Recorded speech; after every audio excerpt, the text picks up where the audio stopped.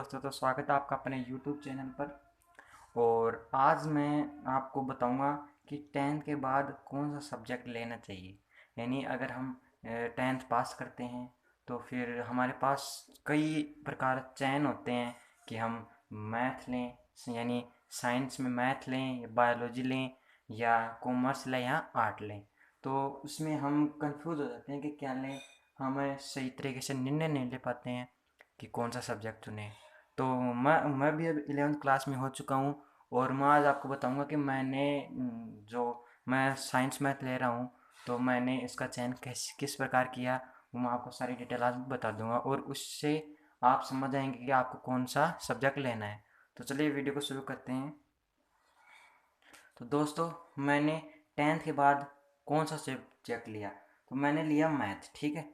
और आपके पास सबसे पहले आप टेंथ पास करते हैं तो टेंथ में जैसे आप मैथ है,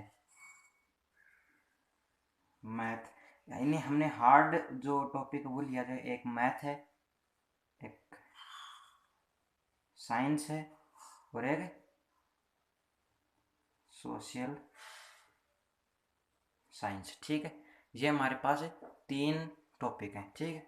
अब देखिए, मैथ, साइंस और सोशल साइंस हमने इंग्लिश क्यों नहीं ली, क्योंकि इंग्लिश मतलब आर्ट में भी आती है, कॉमर्स में भी आती है और मैथ में भी आती है, इसलिए इसको हमने नहीं लिया। अब देखिए, जो मैथ में यानी जो मैथ है ना, मैथ में जो होशियार है, यानी मैथ जिसको अच्छी लगती है, जिसके जो टेंथ में नंबर हैं वो बहुत अच्छे आए हैं, तो आप मैथ लें।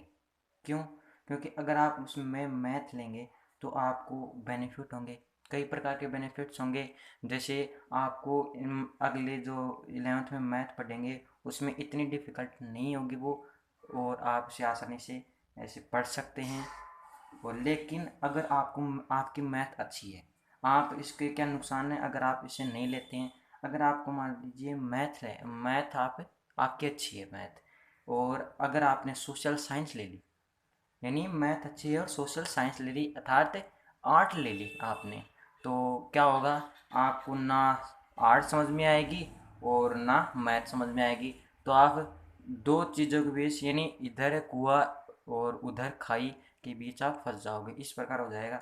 लेकिन अगर आपको मैथ या साइंस में इंटरेस्ट नहीं है, ठीक है, ये दोनों एक में ही आती हैं, अगर इन दोनों में आपको कोई दिलचस्पी नहीं है, इंटरेस्ट नहीं है, तो आप सोशल साइंस अर्थात आर्ट ले सकते हैं। ठीक है। आप आर्ट ले सकते हैं तो आर्ट आपके लिए अच्छी होगी। लेकिन अगर आपको सोशल साइंस यानी जीके, जनरल नॉलेज में आपको इतना नहीं है, आपको नहीं आता है इतना, और तो आप मैथ या साइंस ले सकते हैं, आप कोई सी भी स्ट्रीम चुन सकते हैं। तो देखिए, मैथ को हम किस प्रकार से, हम कैसे इन्हें लें और इसके बारे में क्या क्या जो बेनिफिट्स हैं वो हम आपको बताते हैं। लेकिन उससे पहले मैं बता दूं कि आपको किसी भी, यानी किसी भी व्यक्ति की बातों पर विश्वास नहीं करना है। जैसे आपके जो पड़ोस में है उसने मैथ लिया है और आप किस में इंटेलिजेंट हो, आप हो आर्ट में, यानी सोशल साइंस में आप होशियार हो, लेकिन आपके जो पड़ोसी है उसने मैथ लिया है। ठीक है। तो आपके घर वाले क्या कहेंगे, देख उस लड़के ने क्या लिया है, उस लड़के ने क्या लिया है, वो भी होशियार है, वो होता है वो होता है, अजीब अजीब बात करते हैं। तो हमें ऐसा लगता है कि अगर हमने नहीं ली तो हमारी इंसल्ट हो जाएगी, हम वो कई प्रकार की जो चीज़ हैं वो सोचते हैं। तो इससे कुछ नहीं होगा। आपको घर वाले हैं ना, अगर आपके साथ में है, यानी आप जो लेना चाहते हैं उसके साथ में है, तो आप कोऑपरेट कीजिए। लेकिन अगर घर वाले आपसे विपरीत हैं, जैसे आप आर्ट लेना चाहते हैं और वो आपको मैथ दवा रहे हैं, तो आप उन्हें कह दीजिए कि मैं ये नहीं लेना चाहता। नहीं तो जोश जोश में अगर आप मैथ ले लेते हैं फिर आपको बहुत ही कठिनाई डिफ़िकल्टी होगी। तो आप सबसे पहले स्ट्रीम का चुनाव बहुत ही अच्छी तरीके से सोच समझ के लीजिए। आपको यूट्यूब पर कई वीडियो मिल जाएंगे जिसके बारे में आपको बताएंगे कि मैथ में क्या क्या चीज़ आती हैं और आर्ट में क्या क्या चीज़ आती हैं। फिर आप समझ जाएंगे कि हमें कौन से जो स्ट्रीम, कौन से चुनाव करना है, वो आपको खुद ब खुद समझ में आ जाएगा। आपने टेंथ पास कर लिए है तो आप इतने समझदार हो चुके हैं कि आप अपने स्ट्रीम का चुनाव कर सकते हैं। तो वीडियो को यहीं पर समाप्त करते हुए मैं बताता हूँ कि मैथ है, इतना हार्ड नहीं है। साइंस, अब देखिए इनके हम पार्ट बताते हैं, तो क्या पार्ट होते हैं, वीडियो अंत करने से पहले हम इसके पार्ट बता देते हैं आपको। तो सबसे पहले जो साइंस होता है, देखिए कई सोचते हैं कि साइंस मैथ होता है, लेकिन ये साइंस मैथ नहीं होता है। साइंस के दो पार्ट होते हैं, ठीक है। साइंस के दो पार्ट होते हैं, पहला होता है मैथ और दूसरा होता है बायोलॉजी, ठीक है। ये दो टॉपिक, दो इसके प्रकार हैं। तो ये दो प्रकार होते हैं और इसी को हम बोलते हैं साइंस मैथ और साइंस बायोलॉजी। मैथ में क्या आता है, मैथ में एक तो मैथ आती है, ठीक है। मैथ में क्या कहता है, मैथ आती है, केमिस्ट्री आती है, इंग्लिश और हिंदी तो जनरल है, और फिजिक्स आती है, ठीक है। ये जो चीज़ें आती हैं वो इम्पोर्टेंट है, वो आती हैं, ठीक है। अब इनकी दो दो किताब होती हैं तो वो आपको करनी होगी, लेकिन जो बायोलॉजी होती है उसमें मैथ नहीं आती है, और एक केमिस्ट्री, ये फिजिक्स या केमिस्ट्री, इन दोनों में से एक शायद नहीं आती है।